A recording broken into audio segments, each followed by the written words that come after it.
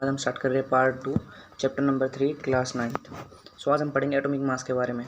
इससे पहले पार्ट में हमने पढ़ा था कि एटम का जो स्ट्रक्चर कैसे होता है, उसका सिंबल कैसे होता है और एटम होता क्या है। आज हम पढ़ेंगे एटॉमिक मास के बारे में। डेल्टन की थ्योरी जो है, ये सारी जो है हम पढ़ रहे हैं, डेल्टन की थ्योरी है।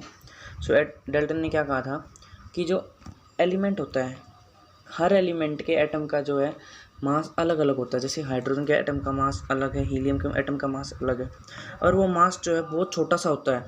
मतलब इतना छोटा मास होता है, उसको मेज़र करना मुश्किल है। उस टाइम पे तो बहुत मुश्किल था, अब तो खैर हम कर सकते हैं, अब तो ऐसी ऐसी मशीन्स है। लेकिन उस टाइम पे है ना, इतना छोटा मास मेज़र करना बहुत मुश्किल था। तो साइंटिस्ट ने क्या किया, कंपेयर किया किसी दूसरे के साथ। मतलब उन्होंने क्या किया कि एक जैसे हाइड्रोजन का मास निकालना है, तो उन्होंने क्या किया कि ऑक्सीजन के मास के साथ कंपेयर कर दिया, ऑक्सीजन 16 के मास के साथ। सबसे पहले ऑक्सीजन 16 को लिया गया था कंपेयर करने के लिए, लेकिन उसके बाद उसको चेंज करके C12 एटम, कार्बन का जो 12th आइसोटोप है, मतलब 12th जो है, कार्बन 12th जो है, उसको हमने कंसीडर किया as a standard atom for calculating the mass को कैलकुलेट करने के लिए।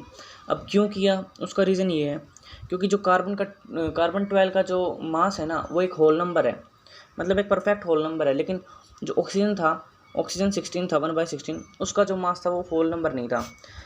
और कार्बन 12 का जो मास है और ऑक्सीजन 16 का मास है, वो लगभग सेम ही है।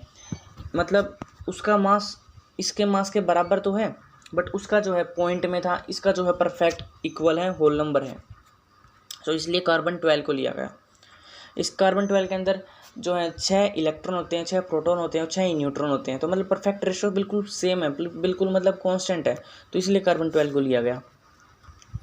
उसके बाद its atomic mass is 12U। इसका जो मास होता है वो कितना होता है, 12U। 12U का मतलब क्या होता है, atomic mass unit. Thus we can say that one atomic mass जो है, वन मतलब देखो C12 का मास कितना होता है, 12U, मतलब 12 एटॉमिक मास। तो एक एटॉमिक मास किसके बराबर हुआ, 1/12th mass of carbon atom. मतलब उसको नीचे लिया ही।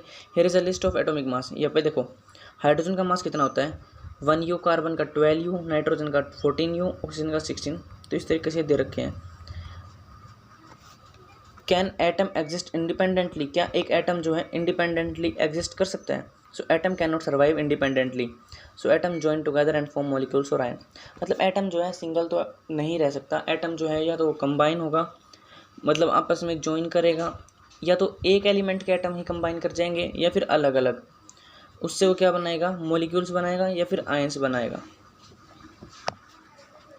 देखो जो ये होते हैं ना एटॉमिक मास, उसको याद करने का तरीका है, अगर आपको पीरियोडिक टेबल याद हो जाए, मतलब यूजुअली आप 18 तक करो, 18 तक तो करनी ही चाहिए, मतलब 9th क्लास में। तो उसमें क्या होगा, जैसे हाइड्रोजन का नंबर जो होता है, एटॉमिक नंबर एक सीरियल नंबर है, मतलब उसमें कोई वैसी बड़ी बात नहीं है। हाइड्रोजन नंबर मतलब एटॉमिक नंबर जो एक सीरियल नंबर है, जैसे कि हाइड्रोजन का 1, हीलियम का 2, हाइड्रोजन, हीलियम, लिथियम, बेरिलियम, इस तरीके से मतलब होता है। तो हाइड्रोजन का जो एटॉमिक नंबर है, उसका ही हम डबल कर देंगे। जैसे 1 का तो 1 ही रहेगा, हाइड्रोजन का तो ठीक है। उसके बाद कार्बन का जो मतलब एटॉमिक नंबर होता है वो 6 होता है, तो इसका मास हो गया 12। नाइट्रोजन का 7 होता है, तो इसका हो गया 14। ऑक्सीजन का 8 होता है, तो इसका मास हो गया 16। सोडियम का होता है 11, तो 11 का वैसे इसका बस इसका चेंज आता है, इसका 23 है, लेकिन मल्टीप्लाई करने के बाद 22 आता है। मतलब हमें मतलब एक परफेक्ट याद हो जाएगा कि हाँ उसका डबल होता है। तो आप उस सीरीज़ को एक बार याद कर लो। उसके बाद अब मॉलिक्यूल्स क्या होता है।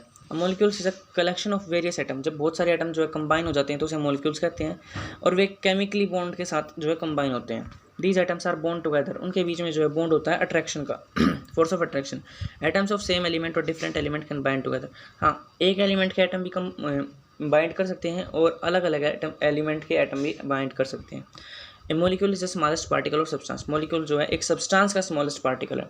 एक सब्सटेंस का कहा है मैंने, मतलब एक सब्सटेंस, जैसे वाटर एक सब्सटेंस है, तो वाटर का एक छोटा सा मॉलिक्यूल H2O, 1H2O, मतलब एक मॉलिक्यूल्स की बात कर रहा हूँ मैं, तो उसका एक छोटा सा पार्ट हो गया।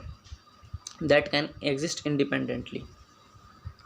और एक मॉलिक्यूल्स की जो प्रॉपर्टी होगी और जो पूरे मैटर की प्रॉपर्टी होगी वो बिल्कुल सेम होगी। वो सब्सटेंस की प्रॉपर्टी और मॉलिक्यूल्स की प्रॉपर्टी जो है सेम होगी। उसके बाद हम मॉलिक्यूल्स ऑफ एलिमेंट्स के मॉलिक्यूल्स की बात कर रहा है अभी। So molecules of element are formed by combination of similar type of atom. अब एक एलिमेंट के अगर मॉलिक्यूल्स बनाने तो उसके अंदर जो है एक ही एलिमेंट्स के एटम जब कंबाइन कर जाएंगे तो मॉलिक्यूल्स बनेगा।